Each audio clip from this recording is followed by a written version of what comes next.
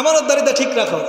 আমানতদারিতা ঠিক রাখতে গিয়ে যদি এটা তোমার বাপ মায়ের বিপক্ষেও যায়, তোমার আত্মীয় স্বজনের বিপক্ষেও যায়, এরপর ইনসাফ থেকে বিরত থাকা, ইনসাফ থেকে দূরে থাকার কোনো সুযোগ নেই।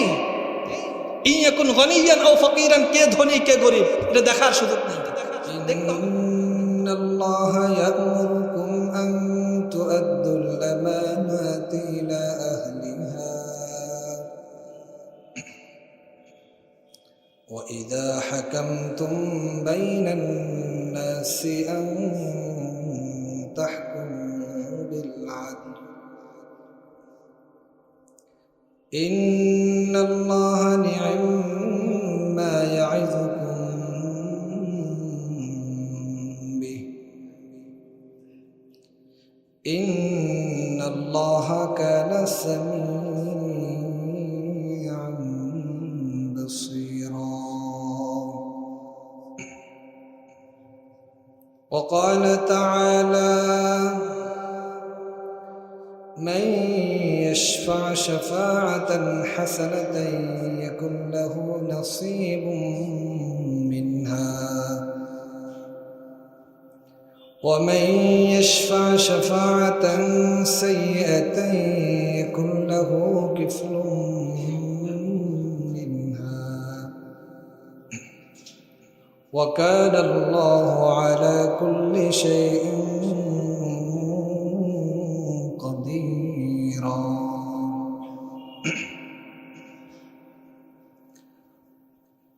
وقال رسول الله صلى الله عليه وسلم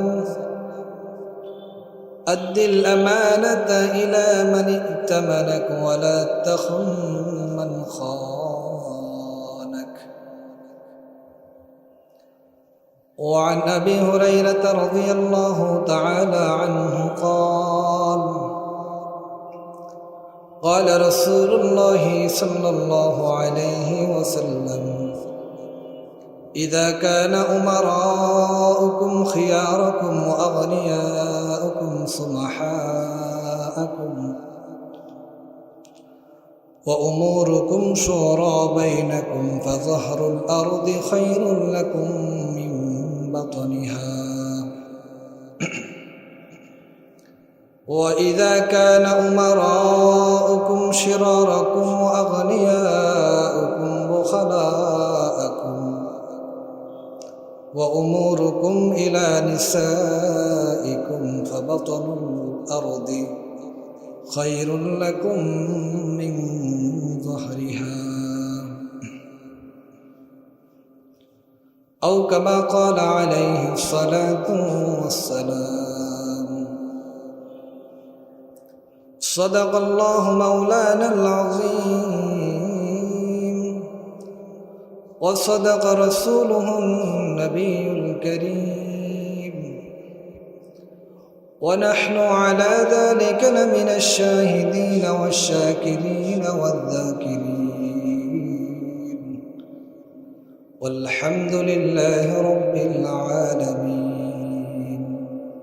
شكرا محبت الشهيد الشريف.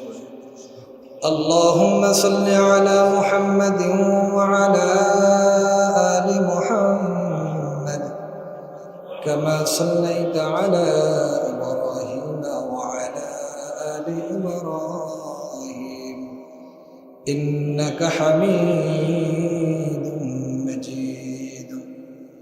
اللهم بارك على محمد وعلى آل محمد كما باركت على إبراهيم وعلى آل إبراهيم إنك حميد مجيد. يا رب صل وسلم دائما أبدا على حبيبك خير الخير كلهم بلغ العلا بكماله كشف الدجى بجماله حسنت جميع خصاله صلوا عليه وآله بلغ العلا بكماله كشف الدجى بجماله حسنت جميع خصاله صلوا عليه وآله সম্মানিত মুআজ্জাজ মুকাররম মুসল্লিন কিরাম, আল্লাহ তাআলার দরবারে লাখ কোটি শুকরিয়া,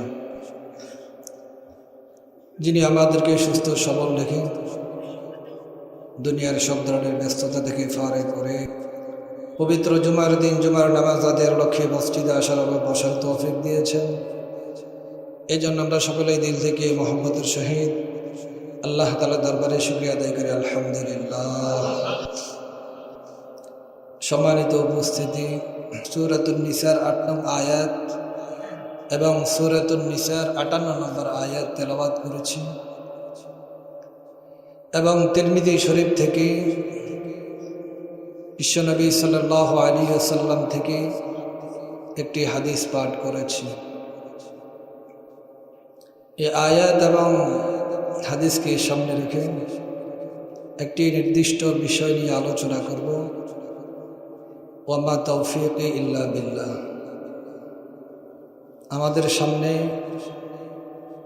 পবিত্র মাহে রমজান, অনেক গুরুত্বপূর্ণ মাস। এর আগে আরেকটি গুরুত্বপূর্ণ বিষয় রয়েছে, সেটি হলো কি নির্বাচন।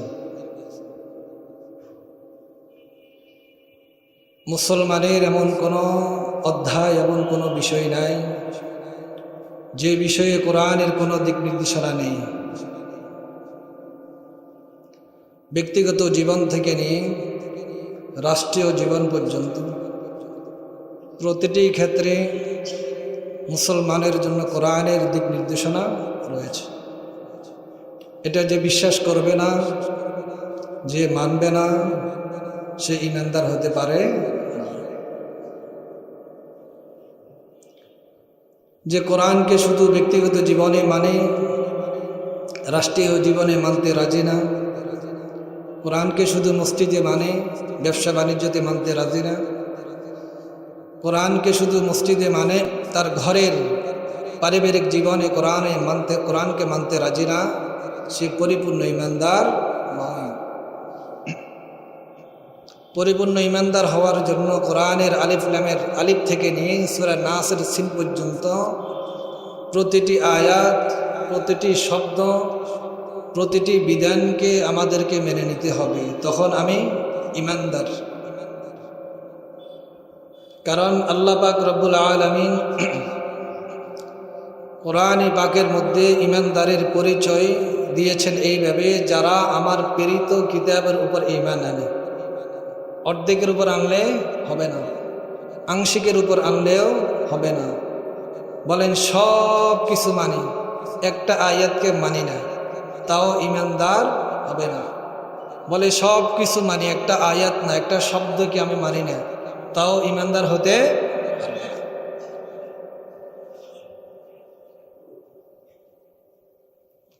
আমাদের প্রতিটি বিষয়ে কোরআনের ভূমিকা রয়েছে, কোরআনের দিক নির্দেশনা রয়েছে।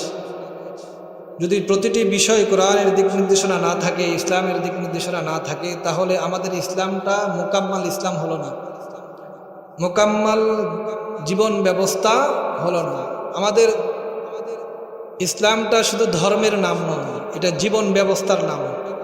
এটা কি জীবন ব্যবস্থার নাম। আপনি বাথরুমে কিভাবে যাবেন, এটাও রাসূল শিক্ষা দিয়েছেন। মুশরিকরা বলে তোমাদের রাসূল কেমন, এই সামান্য ঘৃণিত বিষয় বাথরুমে যাও, এটাও তোমাদেরকে শিক্ষা দেয়। মুসলমান বলে হ্যাঁ, আমাদেরকে রাসূল বাথরুমে প্রবেশ কিভাবে করতে হবে, কিভাবে বসতে হবে, কিভাবে বের হতে হবে, এর আদব কায়দাও আমাদেরকে শিক্ষা দেয়। বলে সুবহানাল্লাহ, এটার নাম হলো ইসলাম। অন্যান্য ধর্মতে নাই। অন্যান্য ধর্মতে রাষ্ট্র পরিচালনার বিধান নেই, পারিবারিক জীবনে অনেক কিছুতে তাদেরকে বিধান নেই। কিন্তু ইসলাম এমন একটি মোকাম্মাল স্বয়ং সম্পূর্ণ জীবন বিধান, যার মধ্যে মানুষের জীবনের কোনো একটা অধ্যায়ে ইসলামের দিক নির্দেশনা নাই এমন নেই।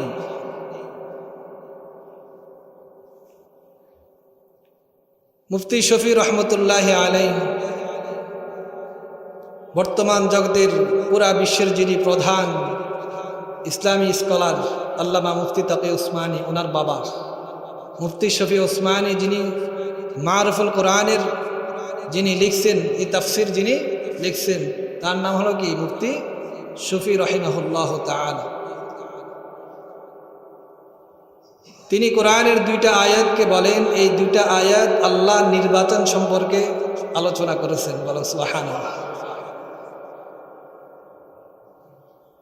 নির্বাচন একটি বড় আমানত, বড় আমানত। কাউকে আপনি নেতা বানালেন, আপনার সাক্ষ্য, আপনি তার পক্ষে সাপোর্ট দিলেন, এটা আমানত। এটা কি আমানত?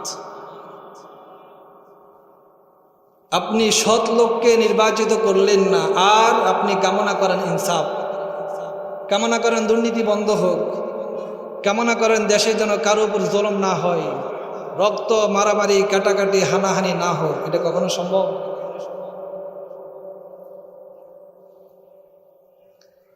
এই জন্য আল্লাহ পাক রব্বুল আলামিন বলেন, কারো পক্ষে সাক্ষ্য দেওয়া, কাউকে সাপোর্ট করা, কাউকে কোনো পদে বসানো, এই যে তোমার সমর্থন, এটা একটা বড় আমানত। এটা কি আমানত? আল্লাহ বলেন, ইন্নাল্লাহা ইয়া'মুরুকুম আন তু'আদ্দুল আমানাতি ইলা আহলিহা ওয়া ইযা হাকামতুম বাইনান নাসি আন তাহকুমু বিল আদল ইন্নাল্লাহা নি'ম্মা ইয়া'iযুকুম বিহি ইন্নাল্লাহা কানা সামিআন বাসীরা। সূরা নিসার 58 নম্বর আয়াত। এটা আমরা প্রতি জুমার মধ্যে শেষ খুতবাতে পড়ে থাকি। অনেক গুরুত্বপূর্ণ আয়াত এটা। আল্লাহ বলেন, ইন্নাল্লাহা নি'ম্মা ইয়া'iযুকুম বিহি। এর চাইতে দামি বয়ান, দামি ওয়াজ, দামি নসিহত আর কিছু হতে পারে না। সুবহানাল্লাহ। আমানতদারিতা রক্ষা করা, আমানতদারিতা রক্ষা করা এবং ইনসাফের সাথে ইনসাফ কায়েম করা, ইনসাফের সাথে ফয়সালা করা, এই বিষয়ের ওয়াজ আল্লাহ বলেন এটা শ্রেষ্ঠ ওয়াজ। সুবহানাল্লাহ। এই আয়াত নাজিল হয় ফাতে মক্কার সময়। কখন? ফাতে মক্কার সময়। মক্কা যখন স্বাধীন হয়, বিশ্বনবী সাল্লাল্লাহু আলাইহি ওয়াসাল্লাম মদিনা থেকে ১০০ লক্ষ সাহাবী নিয়ে মক্কাতে প্রবেশ করে। তখন কোন সাহাবী বলল, আল ইয়াউম ইয়াউমুল মালহামা, আল ইয়াউম ইয়াউমুল মালহামা। আজকের দিন হলো প্রতিশোধের দিন, রক্ত প্রবাহের দিন। অর্থাৎ মুশরিকরা রাসূলকে যেভাবে কষ্ট দিয়েছে, মুসলমানের উপর যেভাবে নির্যাতন করেছে, মুসলমানের উপর যেভাবে নির্যাতন করেছিল, কেউ কেউ স্লোগান দিতে লাগলো, আজকে ওই জুলুমের প্রতিশোধ নেওয়ার দিন। এটা সবাই বলতেছে। বিশ্বনবী বললেন, বিশ্বনবীর কাছে যখন এই খবর আসলো, সবাই বলতেছে আল ইয়াউম ইয়াউমুল মালহামা। বিশ্বনবী বললেন, না, আল ইয়াউম ইয়াউমুল মারহামা। আজকের দিন প্রতিশোধের দিন না, আজকের দিন হলো ক্ষমার দিন। সুবহানাল্লাহ।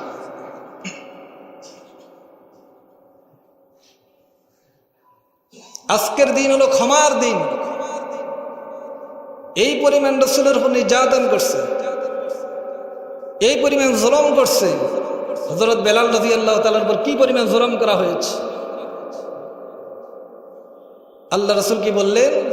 আল ইয়াউম ইয়াউমুল মারহামা। আজকের দিন হলো ক্ষমার দিন, রহমতের দিন। বলে সুবহানাল্লাহ। ১০০ লক্ষ সাহাবী ফাতে মক্কাতে প্রবেশ করলো। চাইলে তো সবাইকে কচু কাটা করে ফেলতে পারতেন, কিন্তু প্রতিশোধ নেন নাই। এটা হলো মুমিনের চরিত্র। আজকে তো আমরা এক সরকার পতন হয়েছে, এদের যত নেতা খেতা আছে ধরে ধরে বাড়িঘর জ্বালাই দিই, ইসলাম সমর্থন করে না।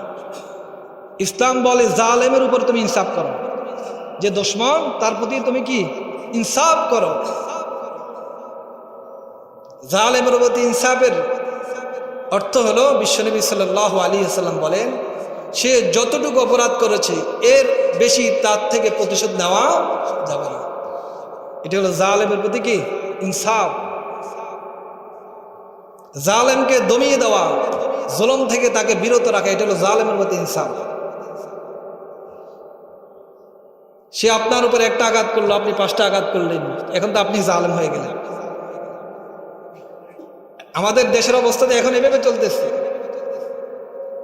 আমার উপর এই ক্ষতি করছে তো সুযোগ পাইছে, আমি এর কয়েক গুণ বেশি কি প্রতিশোধ নিয়ে ফেলতেছি।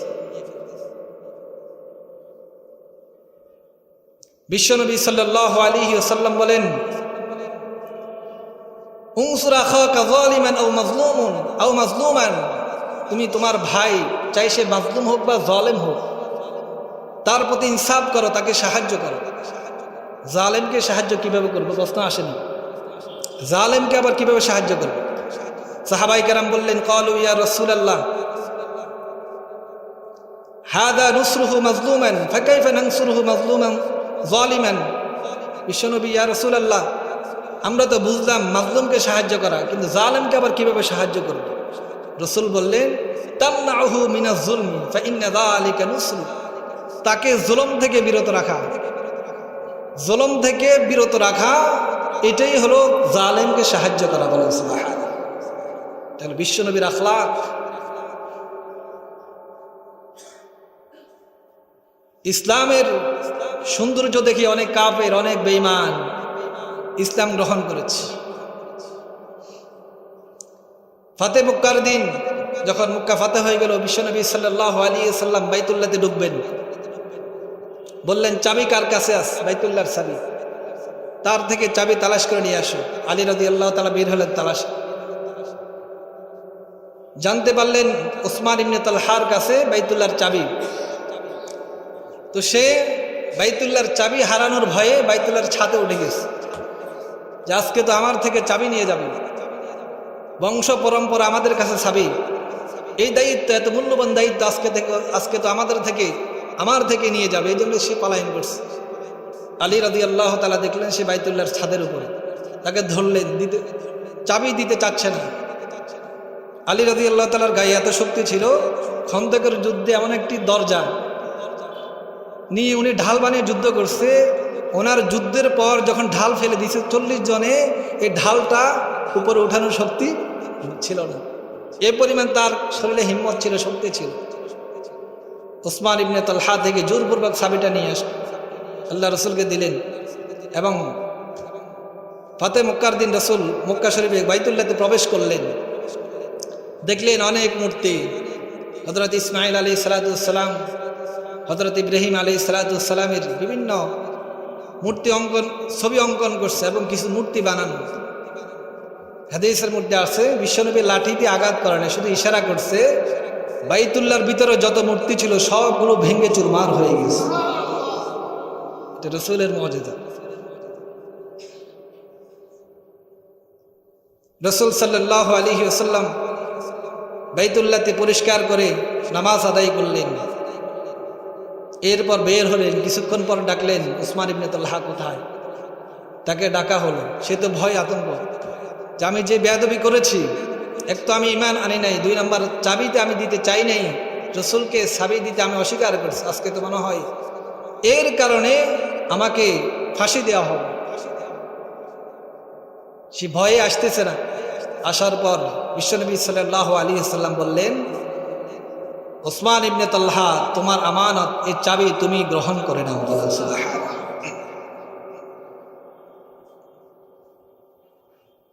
ওসমান ইবনে তালহা রাদিয়াল্লাহু তাআলা আনহু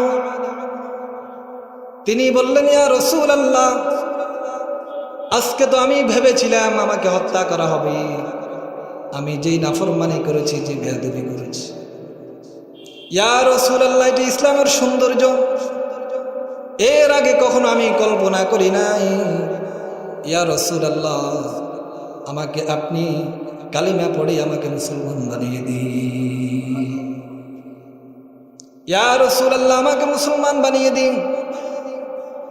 বিশ্বনবী সাল্লাল্লাহু আলাইহি ওয়াসাল্লাম বললেন, উসমান ইবনে তালহা, আল্লাহ পাক রব্বুল আলামিন তোমার প্রতি আয়াত নাজিল করছেন, যার আমানত যাকে ফিরিয়ে দেওয়ার জন্য।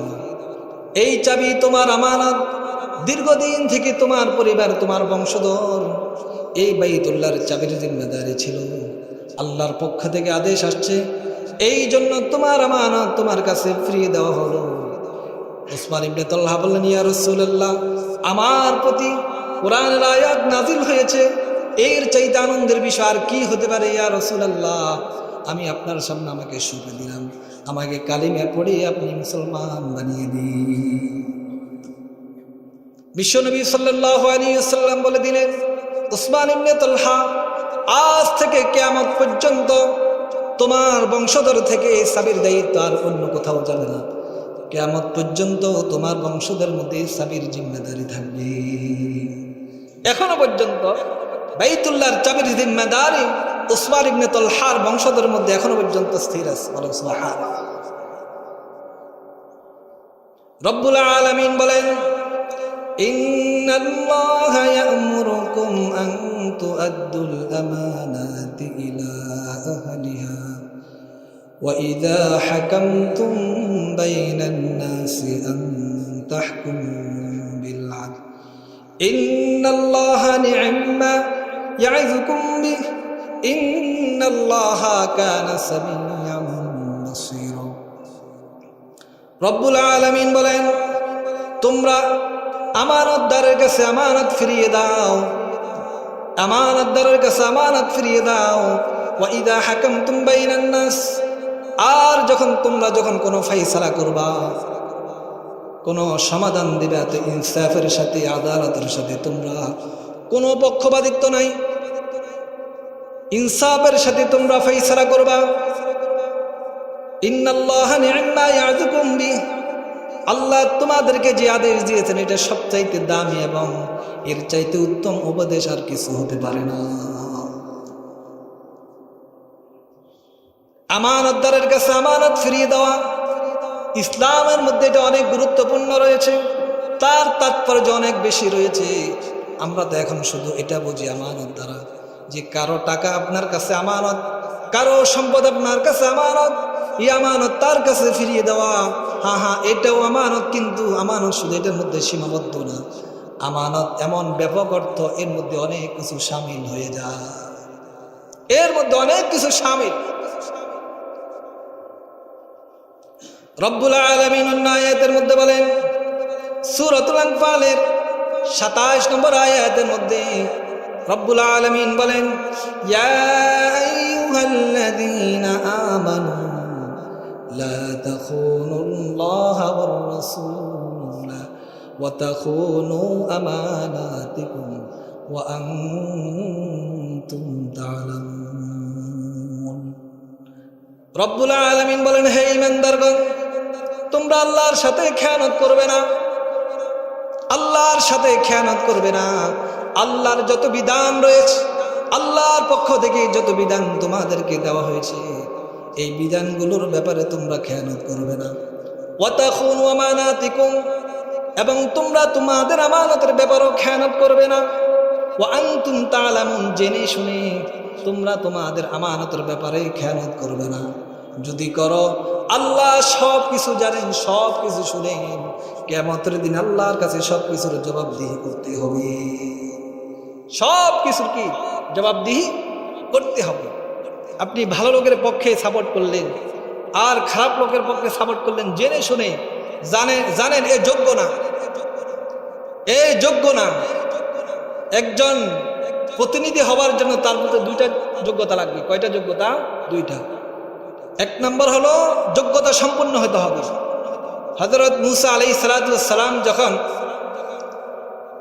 সালেহ আলাইহিস সালামের কাছে গিয়েছিলেন, তো তার মেয়েরা বলছিল যে ইন্নাহু কবিয়্যুন, সে যোগ্যতাপূর্ণ এবং আমিনুন, এবং সে আমানতদার।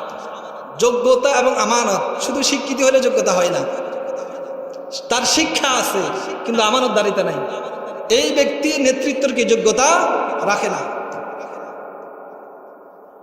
রব্বুল আলামিন জানিয়ে দেন নেতৃত্বের যোগ্যতার জন্য দুইটা গুণ লাগবে। এক নম্বর হলো তার সব দিক থেকে যোগ্যতা লাগবে, পড়াশোনার যোগ্যতা, বিভিন্ন বিষয়ের যোগ্যতা, এর সাথে সাথে আমানতদারিতা লাগবে। তার মধ্যে যদি খেয়ানত থাকে, সে যত যোগ্যতাপূর্ণ ব্যক্তি হোক, সে নেতা হওয়ার যোগ্যতা রাখে না। নেতা হওয়ার কি যোগ্যতা রাখে না। নেতা হতে হলে দুইটা গুণ লাগবে,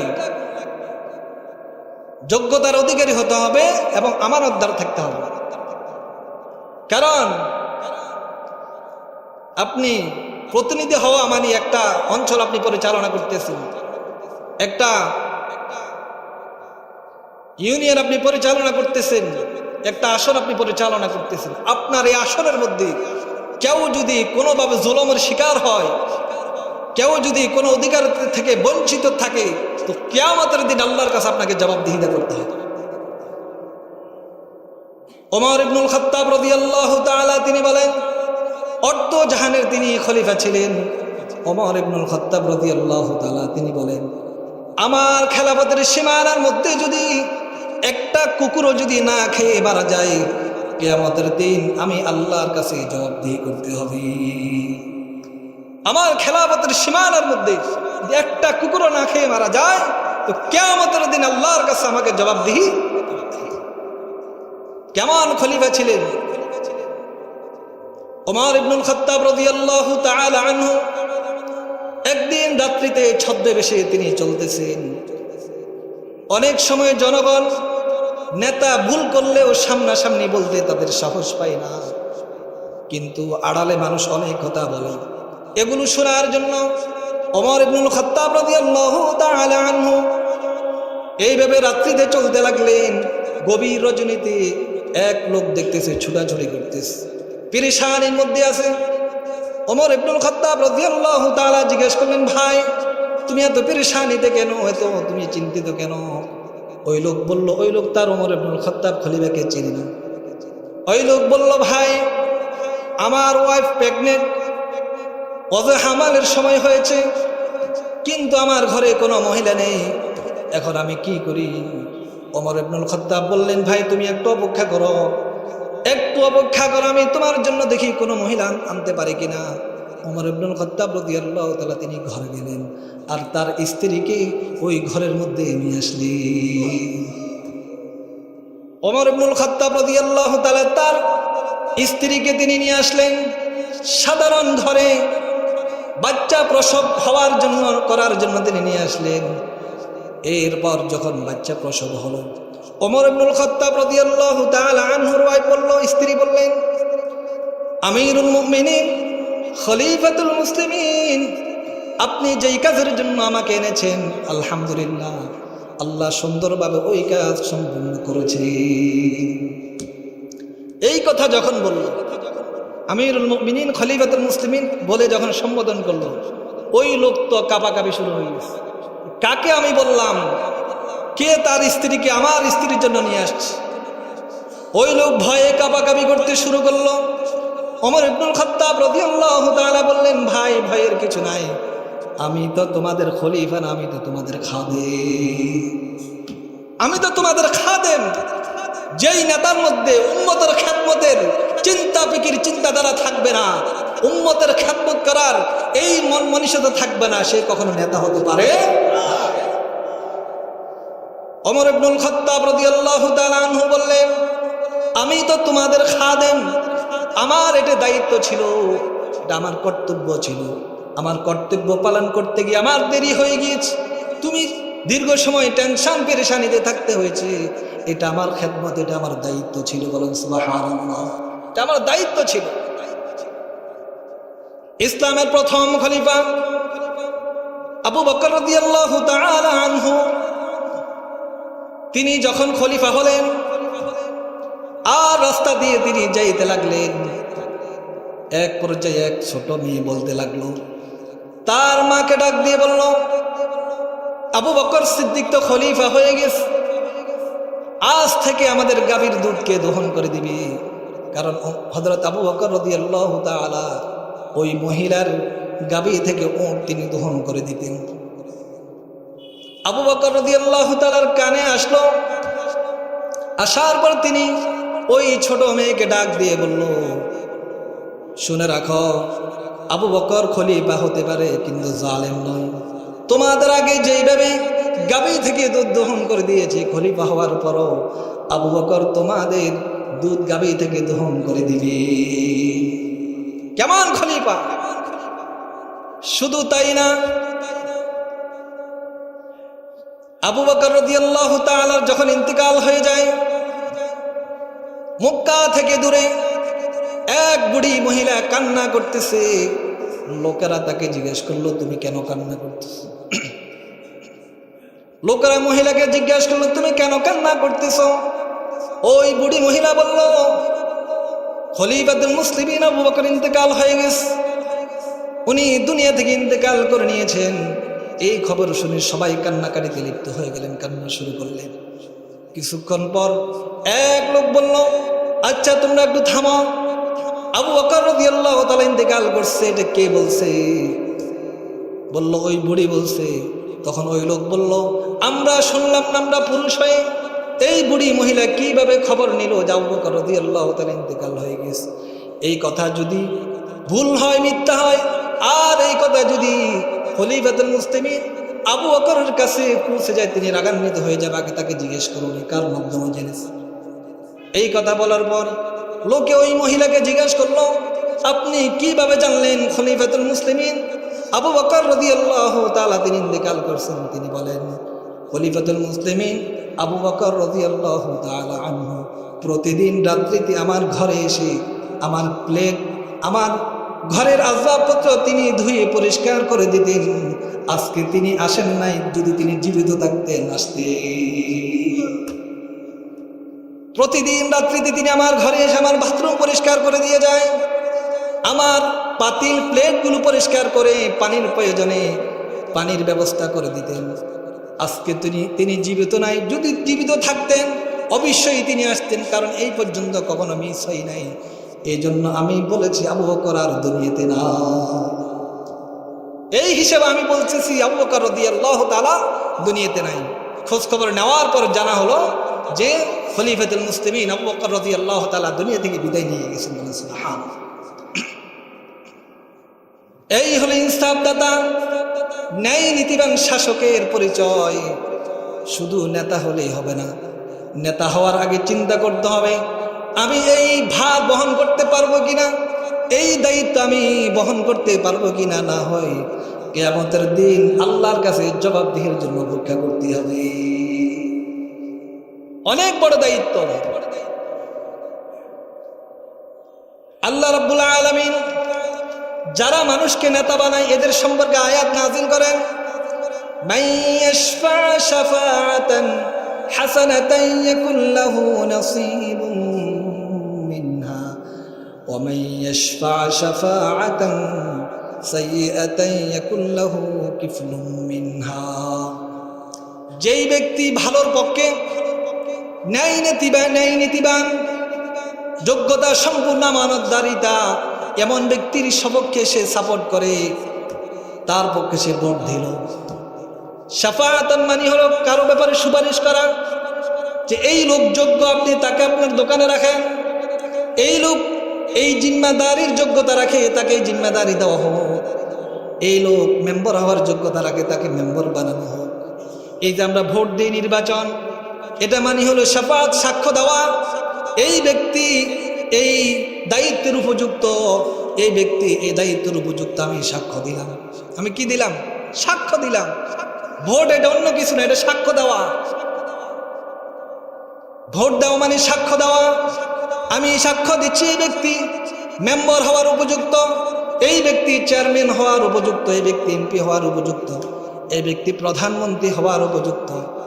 রব্বুল আলামিন বলেন, মান ইয়াশফা শাফাআতান হাসানাতান ইয়াকুল লাহু নাসীবুম মিনহা।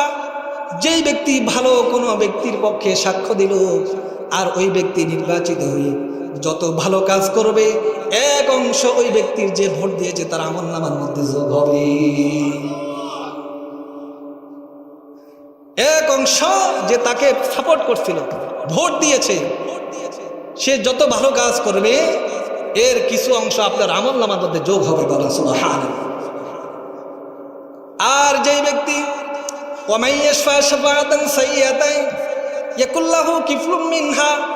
যে ব্যক্তি কোনো চোরের পক্ষে কথা বলছে, সাক্ষ্য দিয়েছে, যেই ব্যক্তি কোনো দুর্নীতিবাদের পক্ষে সাক্ষ্য দিয়েছে, যেই ব্যক্তি কোনো চাঁদাবাদের পক্ষে সাক্ষ্য দিয়েছে, যেই ব্যক্তি কোনো জালেমের পক্ষে সাক্ষ্য দিয়েছে, বিশ্বনবী সাল্লাল্লাহু আল্লাহ পাক রব্বুল আলামিন বলেন কিয়ামতের দিন এই ব্যক্তি নির্বাচিত হয়ে যত অপরাধ করবে, যত দুর্নীতি করবে, যত জুলুম করবে, চুরি ডাকাতি করবে, এর একটি অংশ গুনাহ যে ব্যক্তি ভোট দিয়েছে তার আমলনামার মধ্যে যোগ হবে, বলেন নাউজুবিল্লাহ। এবার চিন্তা করে দেখেন, এটা টাকার খেলা। আপনাকে টাকা দিয়েছে, আপনি ভোট বিক্রি করে দিয়েছেন, আল্লাহর কাছে জবাবদিহি করতে হবে। আপনাকে পদ দিবে এই জন্য তাকে সাপোর্ট করে, এই ব্যক্তি হলে আমি সুযোগ সুবিধা গ্রহণ করতে পারবো, এই ব্যক্তি হলে এই ব্যক্তির মাধ্যমে আমি প্রতিশোধ গ্রহণ করতে পারবো, একে দিয়ে আমি এলাকার মধ্যে প্রভাব বিস্তার করতে পারবো, এই উদ্দেশ্য যদি কাউকে ভোট দেওয়া হয়, কিয়ামতের দিন আল্লাহর সামনে দাঁড়ানোর জন্য আপনি অপেক্ষা করতে থাকি। কোন অযোগ্য ব্যক্তিকে যদি আপনি এইভাবে দুনিয়াবি কোনো উদ্দেশ্যে আপনি জানেন সে অযোগ্য, বিশ্বনবী সাল্লাল্লাহু আলাইহি ওয়াসাল্লাম হাদিসের মধ্যে ইরশাদ করেন, যে ব্যক্তি জানে এই জালেম, এই অযোগ্য, এরপরেও তাকে সাপোর্ট করছে কোনো উদ্দেশ্যে, যে এই ব্যক্তি যদি হয় তো আমার ব্যবসা বাণিজ্য চাঙ্গা হবে, এই বিষয়গুলোর টেন্ডার বাদে আমি পাবো, এই দায়িত্ব আমি পাবো, কালো টাকা অর্জন করতে পারবো, এই ধরনের চিন্তাধারা করে কেউ যদি কাউকে ভোট দেয়, বিশ্বনবী সাল্লাল্লাহু আলাইহি ওয়াসাল্লাম বলেন সে ইসলাম থেকে খারেজ হয়ে গেল, বলেন নাউজুবিল্লাহ। আনাস ইবনে শুরাহবিলা আন্নাহু সামিআ রাসূলুল্লাহ সাল্লাল্লাহু আলাইহি ওয়াসাল্লাম ইয়াকুল মান মাশা মা'a যালিমিন লিউকাফিয়াহু ওয়া হুয়া ইয়ালামু আন্নাহু যালিমুন ফাকাদ খারাজা মিনাল ইসলাম। যেই ব্যক্তি কোনো জালেমের সাথে হাঁটলো, যেই ব্যক্তি কোনো জালেমের পক্ষ অবলম্বন করলো, জানে সেই ব্যক্তি জালেম, এই ব্যক্তি নির্বাচিত হলে এলাকার মানুষ শান্তিতে থাকতে পারবে না, দেশের সম্পদ আত্মসাৎ করবে, মানুষের উপর জুলুম করবে, ইনসাফ করবে না। এটা জানা সত্ত্বেও যে ব্যক্তি এই ব্যক্তিকে সাপোর্ট করলো, তার পক্ষ অবলম্বন করলো, ফাকাদ খারাজা মিনাল ইসলাম, বিশ্বনবী বলেন সে ইসলাম থেকে খারিজ হয়ে গেল, বলে নাউজুবিল্লাহ। ইসলাম থেকে খারিজ হয়ে গেল, বাইহাকি শরীফের হাদিস। এটা আমার কথা বলেন, একটা কথা এবার যদি আমার পক্ষ থেকে বলছি, প্রত্যেকটা কথা আয়াত এবং কোরআন থেকে বলতেছি। কোরআন তো পড়ি না, আমরা বোঝারও চেষ্টা করি না, এটা তো আমরা ঐচ্ছিক বিষয় মনে করি। এটাকে ধর্মের মধ্যে, ইসলামের মধ্যে এটারও কিছু ভূমিকা আছে, দিক নির্দেশনা আছে, এই বিষয়ে অনেকে মানতেও কি রাজি না। অনেক নবী পৃথিবীতে দেশ পরিচালনা করছেন, করেন নাই? বলেন করেন নাই? করছেন। ইব্রাহিম আলাইহিস সালামকে আল্লাহ রাজত্ব দিয়েছেন, হযরত ইউসুফ আলাইহিস সালামকে আল্লাহ মিশরের খাদ্য মন্ত্রণালয়ে দায়িত্ব দিয়েছেন, হযরত দাউদ আলাইহিস সালামকে আল্লাহ বাদশা বানিয়েছেন, হযরত সুলাইমান আলাইহিস সালামকে আল্লাহ কি পুরা পৃথিবীর রাজত্ব আল্লাহ তাকে দিয়েছেন। আর আপনি দেশ পরিচালনাকে আপনার ব্যক্তিগত বিষয় মনে করেন, কোরআন হাদিসের বাহিরে মনে করেন, এটা আপনার ইমানের সমস্যা আছে, বলেন ঠিক কিনা?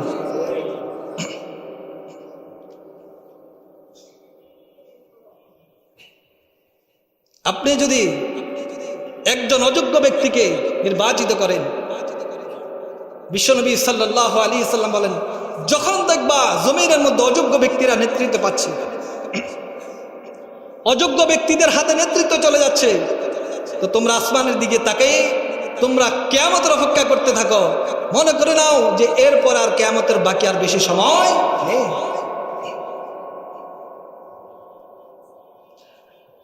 হযরত আবু হুরায়রা রাদিয়াল্লাহু তাআলা থেকে হাদিস বর্ণিত, عن نبي هريرة رضي الله تعالى عنه قال بينما النبي صلى الله عليه وسلم في مجلس يحدث القوم جاء أعرابي فقال متى الساعة। আল্লাহর নবীর সাহাবী হযরত আবু হুরায়রা রাদিয়াল্লাহু তাআলা আনহু তিনি বললেন, আমরা একদিন এক মজলিসের মধ্যে উপস্থিত, বিশ্বনবী সাল্লাল্লাহু আলাইহি ওয়াসাল্লাম আমাদের মাঝে উপস্থিত।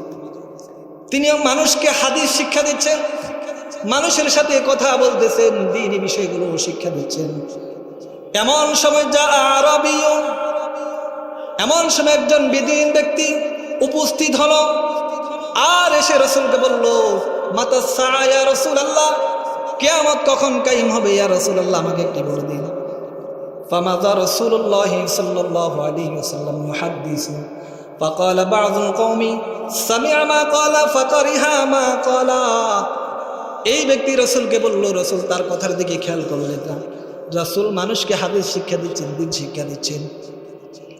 এমন সময় লোকেরা বলল, রাসূল তার কথা শুনেছে, কিন্তু মনে হয় তার কথা অপছন্দ করছে, এই জন্য তার কোনো উত্তর দিচ্ছে না। আবার কিছু মানুষ বলে ক্বালা ওয়া ক্বালা বা'দুহুম বাল লাম ইয়াসমা, কিছু মানুষ বলল না না রাসূল শুনছে, রাসূল শুনছে। হাত্তা ইযা কাদা হাদিসাহু, রাসূল যখন তার আলোচনা শেষ করবেন তখন উত্তর দিবেন। তখন কি উত্তর দিবেন?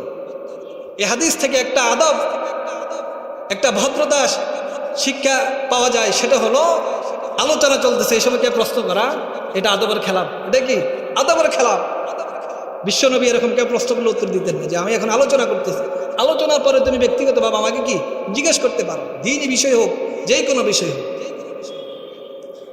বিশ্বনবী সাল্লাল্লাহু আলাইহি ওয়াসাল্লাম যখন কথাবার্তা শেষ করলেন তখন জিজ্ঞেস করলেন, আইনা সাইল আনিস সাইল আনিস সাআ, প্রশ্নকারী কোথায়? কিয়ামত সম্পর্কে যে প্রশ্ন করেছিল এই ব্যক্তি কোথায়? তখন ওই ব্যক্তি বলল, ক্বালা হা আনা ইয়া রাসূলুল্লাহ, ইয়া রাসূলুল্লাহ, তো আমি এখানে উপস্থিত। তখন রাসূল বললেন, ইযা যুইয়াতিল আমানাতু ফান্তাযরিস সাআ, তুমি আমাকে প্রশ্ন করেছিলে কিয়ামত কখন কায়েম হবে, তো আমি বলতে পারবো না কিয়ামত কখন হবে, কারণ কিয়ামত সম্পর্কে আল্লাহই ভালো জানেন। কিন্তু এর আলামত হলো যখন দেখবা জমিনের মধ্যে আমানতের খেয়ানত হচ্ছে, আমানতের খেয়ানত হচ্ছে, তখন তুমি কিয়ামতের অপেক্ষা করতে থাকো। যখন জমিনের মধ্যে আমানত ঠিক থাকবে না, আমানতের খেয়ানত হচ্ছে, তখন ধরে নিবা কিয়ামত আর বেশি দিন বাকি নেই। এই কথা বলার পর ওই লোক আবার প্রশ্ন করল, ইয়া রাসূলুল্লাহ কাইফা ইযাতুহা, আমানতের খেয়ানত কিভাবে হয়? তখন বিশ্বনবী সাল্লাল্লাহু আলাইহি ওয়াসাল্লাম বললেন, ইযা উসিদাল আমরু ইলা গায়রি আহলিহি ফান্তাযিরিস সাআ, যে ব্যক্তি যোগ্য না অযোগ্য ব্যক্তিকে নেতৃত্ব দেওয়া, এটাই হলো সবচেয়ে বড় আমানতের খেয়ানত। এটাই হলো কি বড় আমানতের খেয়ানত। ইদা উসিদাল আমরু ইলা গায়রি আহলিহি ফান্তাযিরিস সাআ, যখন দেখবা অযোগ্য ব্যক্তি নেতৃত্ব পাইল, যে যেটার উপযুক্ত না, এমন ব্যক্তি যে ইমামতের উপযুক্ত না তাকে ইমামত বানিয়ে দিল, এমন ব্যক্তি সমাজের নেতৃত্ব দেওয়ার উপযুক্ত না তাকে এই নেতা বানিয়ে দেওয়া হলো, এমন ব্যক্তি যেই কোনো বিষয়ের হোক, এমন ব্যক্তি যে মাদ্রাসা চালানোর উপযুক্ত না তাকে মুহতামিম বানিয়ে দেওয়া হলো, এমন ব্যক্তি মেম্বার হওয়ার উপযুক্ত না তাকে মেম্বার বানিয়ে দেওয়া হলো, এমন ব্যক্তি এলাকার কর্তা হওয়ার উপযুক্ত না তাকে বানানো হলো।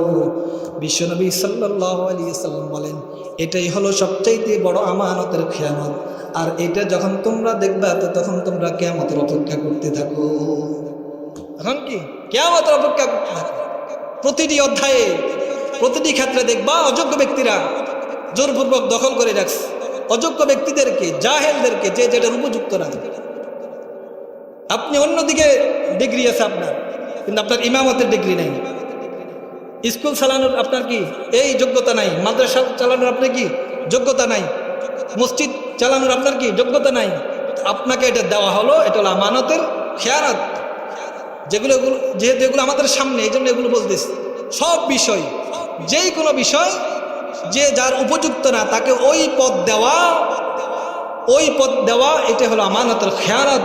আর রাসূল বলেন, এটা যখন দেখবা তখন তোমরা কি কিয়ামতের অপেক্ষা করতে থাকবে। বলেন নাউযুবিল্লাহ। শুধু তাই না, তিরমিজি শরীফের 2266 নম্বর হাদিসের মধ্যে আবু হুরায়রা রাদিয়াল্লাহু তাআলা হাদিস বর্ণনা করেন, قال رسول الله صلى الله عليه وسلم إذا كان أمراؤكم خياركم وأغنياؤكم سمحاءكم وأموركم شورى بينكم ফাযহরুল আরদি খায়রুন লাকুম মিন বাতনিহা।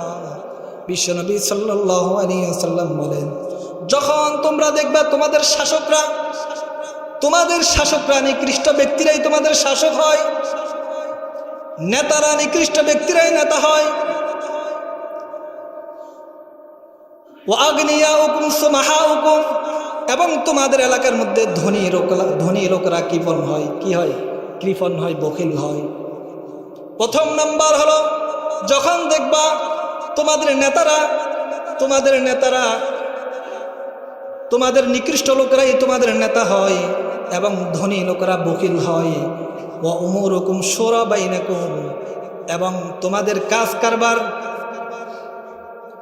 ইদা কানা উমারাউকুম খিয়ারাকুম ওয়া আগনিয়াউকুম সুমাহাআকুম, যখন দেখবা যে তোমাদের নেতারা সমাজের ভালো লোকরাই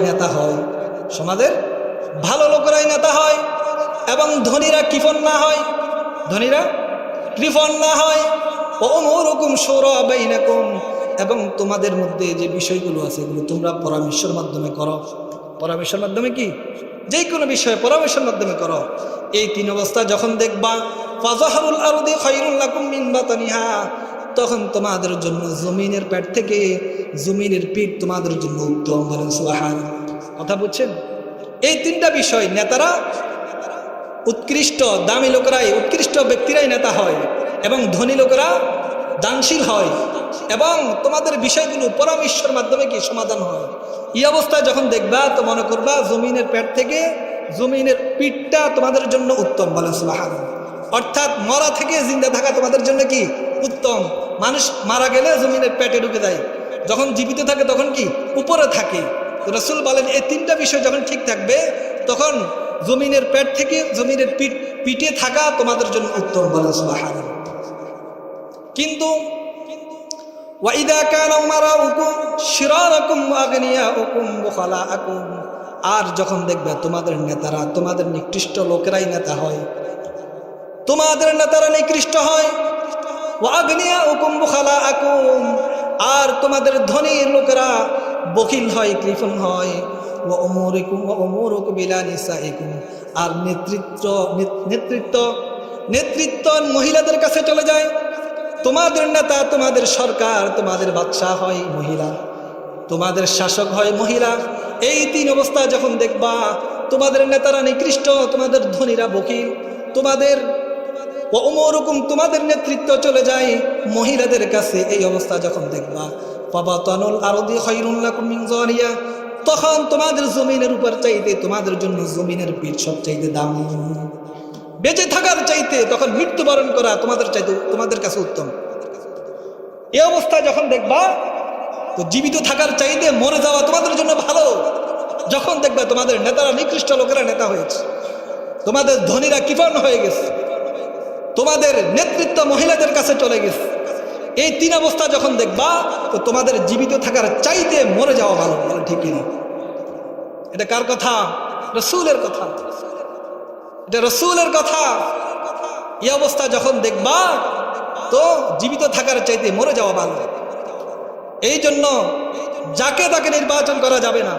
ভালো লোক, ইনসাফদাতা, আমানতদাতা, সেই যেই দলের হোক না কেন, চোর, চাঁদাবাজ, চোর, ডাকাত, জালেম, সে যেই দলের হোক না কেন, তাকে নির্বাচিত করা যাবে না। কোনো দলকে না, ব্যক্তিকে আপনি নির্বাচন করেন। এই ব্যক্তি যেই দলের হোক, সে যে চোর হয়, বাটপার হয়, দুর্নীতিবাজ হয়, চাঁদাবাজ হয়, একে নির্বাচন যদি করেন তো আপনি খেয়ানত করলেন। আল্লাহর কাছে আপনাকে খায়েন হিসাবে আল্লাহর কাছে কিয়ামতের দিন আপনাকে উঠতে হবে। আর ভালো লোক, যে যোগ্য, নেতৃত্বের যোগ্যতা রাখে, এই ব্যক্তি যেই দলের হোক, চাই জামাতের হোক, চাই বিএনপির হোক, হাত পাকার হোক, রিক্সা মার্কার হোক, যেই কোনো মার্কার হোক, সে যদি যোগ্য হয়, আমানতদার হয়, ইনসাফদার হয়, যোগ্যতাপূর্ণ ব্যক্তি হয়, তাকে সাপোর্ট দেওয়া এটা ইমানই দায়িত্ব। বলেন ঠিক কিনা? এটাই নীতিমালা আপনাদের সামনে তুলে ধরলাম। কোনো দল, কোনো মার্কা উদ্দেশ্য না, ব্যক্তি দেখতে হবে, এই ব্যক্তি চোর কিনা, এই ব্যক্তির ইনসাফ আছে কিনা, এটা দেখতে হবে। এটা যদি না দেখেন তো আগে যেভাবে হয়েছে ভবিষ্যতে ওইভাবে হবে। আগে যেভাবে চলছে দেশ ওইভাবে এখনো চলবে, কোনো পরিবর্তন হবে না। এত রক্ত বৃথা যাবে, এত শহীদ হওয়া বৃথা যাবে। আপনি এক জালেমকে সরাইলেন, আপনি নিজে জালেম হয়ে গেলেন, লাভ হলো কি? আগে যারা যা করতো আপনি তাই করেন, তো আগে মাঝখান দিয়ে রক্ত দেওয়ার মানে কি হলো? মাঝখান দিয়ে এতজন রক্ত দিল, এত কিছু করলো, এরা কোনো স্বার্থে দেয় নেই, একটাই স্বার্থে দিয়েছে, জমিন ইনসাফ কায়েম হোক, জমিনে দুর্নীতিমুক্ত জমিন ঘটুক, দেশ ঘটুক, ইনসাফ সাথে দেশ পরিচালিত হোক। এরা এর জন্যই শহীদ হয়েছে, রক্ত দিয়েছে। তা আপনি যদি এর ব্যতিক্রম করেন, এদের রক্তের সাথে আপনি গাদ্দারি করেছেন, বলেন ঠিক কিনা? এই জন্য এই বিষয়গুলো সামনের নির্বাচন অনেক গুরুত্বপূর্ণ, ইমানি দায়িত্ব এটা। এখানে টাকার পিছে, চায়ের পিছনে আপনার দুটো সিঙ্গারা খাবেছে, আপনি ভোট দিয়ে দিলেন, টাকা দিলে 5,000 টাকা। এটা যদি করেন, আপনার থেকেও বড় খেয়ানতকারী, বড় খায়েন, বড় জালেম আর কেউ নেই। জেনে শুনে কোনো জালেমকে দিবেন না। আপনার মধ্যে যদি যে এই ব্যক্তি ভালো কিনা আপনার ধারণা ছিল ভালো, পরবর্তীতে খারাপ প্রকাশিত, সে তার জন্য আপনি গুনাহগার হবেন না। কিন্তু জানেন যে এই ব্যক্তি চরিত্র এমন, এই ব্যক্তি যোগ্য না, এরপরও যদি তাকে দেন, আল্লাহর কাছে আপনি জবাবদিহি করার জন্য অপেক্ষা করতে থাকেন। আল্লাহ পাক রব্বুল আলামিন কোরআনের অনেক আয়াতের মধ্যে বলেন, ইয়া আইয়ুহাল্লাযীনা আমানু কুনু কওয়ামিনা বিল কিসত শুহাদা লিল্লাহ ওয়ালাউ আলা আনফুসিকুম আবিল ওয়ালিদাইনি ওয়াল আকরাবিন। তোমরা ইনসাফ কায়েম করো, আমানতদারিতা ঠিক রাখো। আমানতদারিতা ঠিক রাখতে গিয়ে যদি এটা তোমার বাপ মায়ের বিপক্ষেও যায়, তোমার আত্মীয় স্বজনের বিপক্ষেও যায়, এরপর ইনসাফ থেকে বিরত থাকা, ইনসাফ থেকে দূরে থাকার কোনো সুযোগ নেই। ইয়াকুন গনিয়ান ও ফকিরান, কে ধনী কে গরিব এটা দেখার সুযোগ নেই। দেখতে হবে তার মধ্যে দুইটা গুণ আছে কিনা, যোগ্যতা এবং আমানতদারিতা। যে ধনী হোক বা গরিব হোক, তার অনেক টাকা পয়সা আছে, এইদিকে তাকে আপনি নির্বাচিত করে দিলেন, সে আপনার আত্মীয়, সে আপনার, আল্লাহ বলেন আবিল ওয়ালিদাইন, সেদিন তোমার বাপও হয়, তোমার মাও হয়, তোমার দাদা হয়, তোমার আত্মীয় স্বজন হয়, এরপরও তুমি ইনসাফের সাথে রায় দাও, ফয়সালা দাও, অন্যথায় তুমি কঠিন আযাবের জন্য অপেক্ষা করতে থাকো। আল্লাহ রাব্বুল আলামিন আমাদেরকে ইনসাফের সাথে এই ভোট নামক এই আমানতকে রক্ষা করা আমাদেরকে তৌফিক দান করুন।